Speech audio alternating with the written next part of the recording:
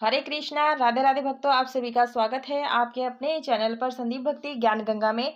भक्तों, आज की इस वीडियो में हम सुनने वाले हैं कार्तिक मास के पूर्णिमा के अगले दिन पड़वा को जो कहा जाता है चिड़ा चिड़ी की कहानी, वो आज सुनेंगे कथा या कहानी।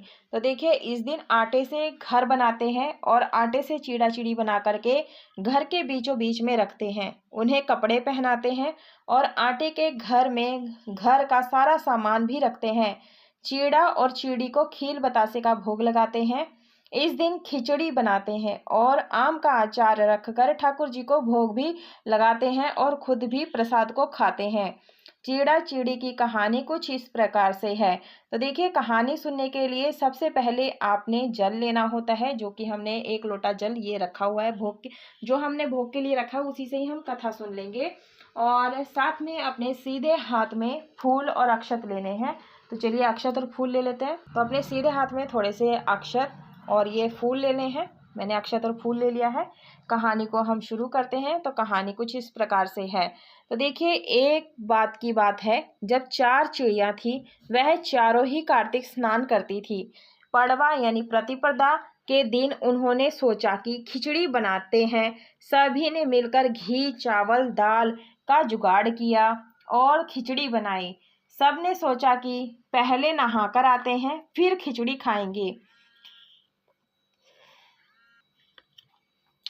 तो देखिए भक्तों, फिर खिचड़ी खाएंगे। पहले एक चिड़िया नहाकर आ गई, बल्कि नहीं आई, उसे भूख लगी हुई थी, तो उसने सोचा खिचड़ी की भाप खा ली। दूसरी चिड़िया आई तो उसे भी भूख लगी थी, उसने खिचड़ी का पानी पी लिया। तीसरी चिड़िया ने खिचड़ी खा ली और चौथी चिड़िया जब आई तो उसने खुरचन खा ली। खाने के बाद चारों मर गई। जिस चिड़िया ने भाप खाई थी वह राजा के घर राजकुमारी के रूप में पैदा हुई। जिस चिड़िया ने खिचड़ी का पानी पिया था वह कुम्हार के घर पैदा हुई।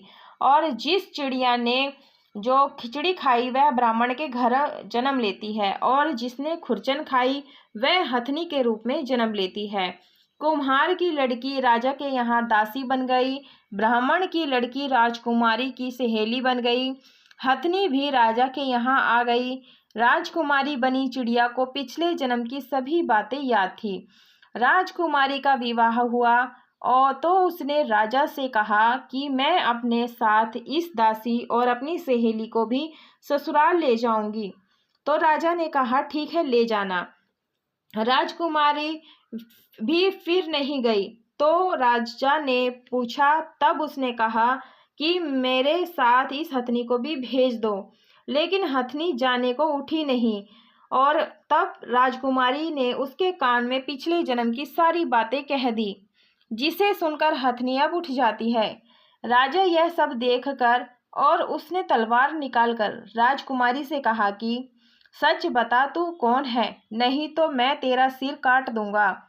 राजकुमारी ने राजा को सभी बातें बता दी।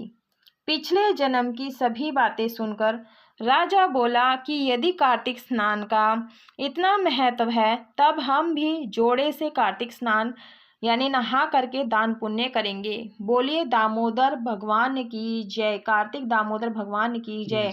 इसके बाद में हमें विनायक जी की कथा कहानी को जरूर से सुनना चाहिए। तो कथा इस प्रकार से है। एक बुढ़िया माई थी, मिट्टी के गणेश जी की पूजा करती थी। रोज बनाए रोज गल जाए।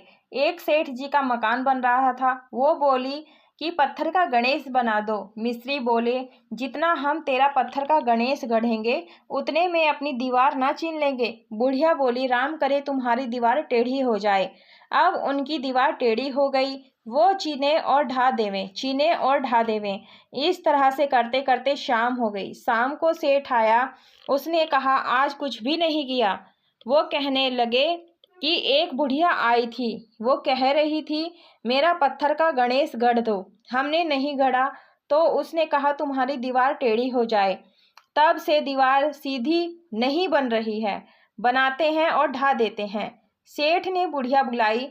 सेठ ने कहा, हम तेरा सोने का गणेश गढ़ देंगे, हमारी जो दीवार है सीधी कर दो।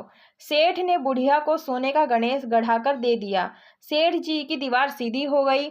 और सेठ जी की दीवार सीधी जैसे कि सबकी वैसी सबकी करना। बोलिए गणेश भगवान की जय। इसके बाद में जो ये अक्षत पुष्प लिए हैं, ये आपने थोड़े से जल के लोटे में डाल देना है। इस प्रकार से और कुछ हमें भगवान के चरणों में छोड़ देना है।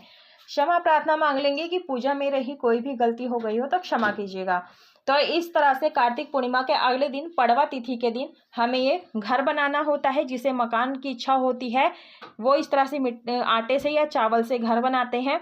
कई लोग ये घर बाहर मंदिर में जाकर के बनाते हैं और पूजन करते हैं, और इस तरह से उनकी घर की बनाने की जो मनोकामना होती है वो शीघ्र ही पूरी हो जाती है। कथा सुनने के बाद में जो ये जल का लोटा है ये आपने सूर्य देव को अर्घ्य दे देना है या फिर चंद्रदेव को अर्घ्य दे दीजिएगा। वीडियो पसंद आई है कथा की, वीडियो पसंद आई तो वीडियो को लाइक कीजिएगा, शेयर कीजिएगा, चैनल पर नया है चैनल को सब्सक्राइब कर लीजिएगा, और फेसबुक पर और इंस्टाग्राम पर फॉलो जरूर से कीजिएगा, क्योंकि वहाँ पर भी इस प्रकार से नई नई वीडियोस अपलोड होती रहती हैं। और फिर से कहती हूँ, वीडियो पसंद आती है तो वीडियो को लाइक शेयर सब्सक्राइब जरूर करें। कमेंट बॉक्स में हर हर महादेव, जय शिव शंभू, हरे कृष्णा, राधे राधे।